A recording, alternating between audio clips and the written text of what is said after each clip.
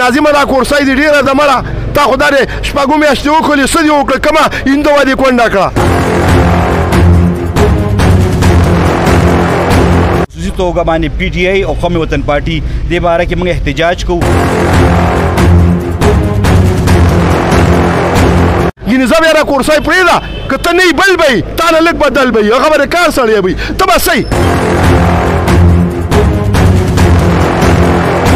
او دوی دلته راغلل او پخپله یو بل ته څېرې واچولې او چې یاره دا پریزایډینګ منتخب شو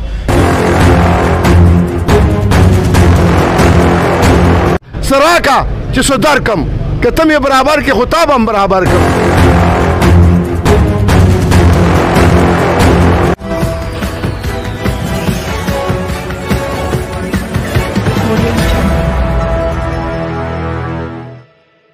د پی ډي ایم د مشرانو نه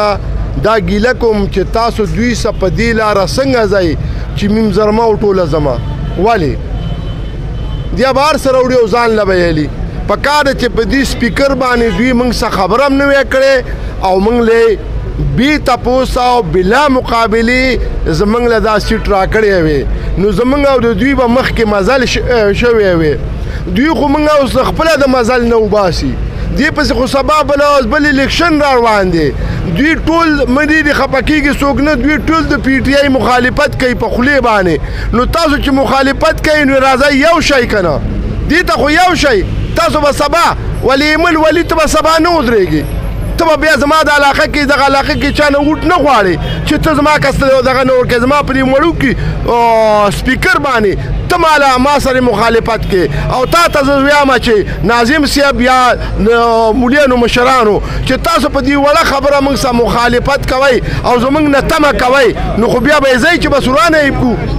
یې کړو نو همدغه دې نه خو بیا دې جوړې نه موږ له ورانه ښه ده نو زه ته دا اپیل کوم چې لا اوس هم څه نه دي شوي او چې کوم څه وشول په دوکه باندې زموږ ټول بیمبران وایي چې موږ له به لیټر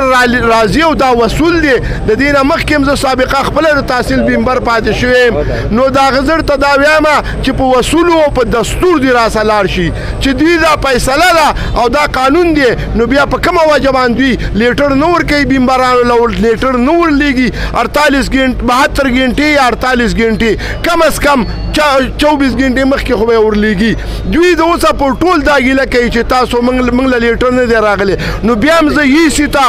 او د ټیمې ته او د ټول ته دا درخواست کوم چې غیر قانوني کار مه کوئ غیر قانوني کار مه کوئ زمانه چې تاسو سره به نن کورسۍ او تاسو به نن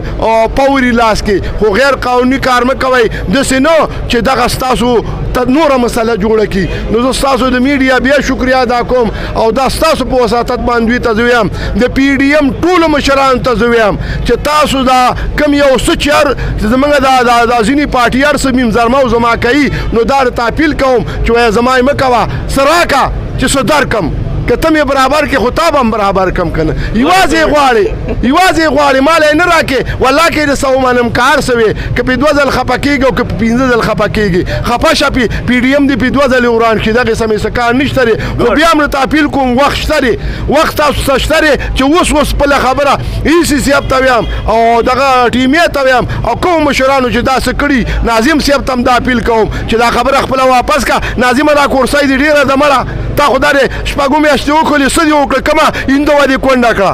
تا څه وکړل ته خو مغسې ناست یې باران دونه وکړو دونه هر څه وکړل تا د اوسه پور کم کور له یو تمبو ورکړی دی تا چاله یو بورای وړو ورکړي دي تا چاله یو دیوال جوړ کړی دی مړه پرېږده خالي راته ناست یې لکه د صنم موږ له صنم نه دی پکار موږ له انسان پکار دی موږ کارګزاري ستا پکار ده ځان برابر کړه ګینې زه بیا را کورسۍ پرېږده که ته نه یې بل به یې تا نه لږ بدل به یې هغه به د کار سړی به او بدقسمتۍ نه د اپوزیشن څه جماعتونه موږ سره په لار نړل دې کې د پی ټي آی او د قومي وطن پارټۍ مشترکه یو پلیټفارم د اپوزیشن جوړ کو نو هغې کې موږ دا یو مشترکه یو کینډیډیټ ودرولی و چې کم کاشف دی نو هغې کې نن اوس دلته دا یو لوبه وشوله چې د ټي ایم اے او د اے سی صاحب او د دوی د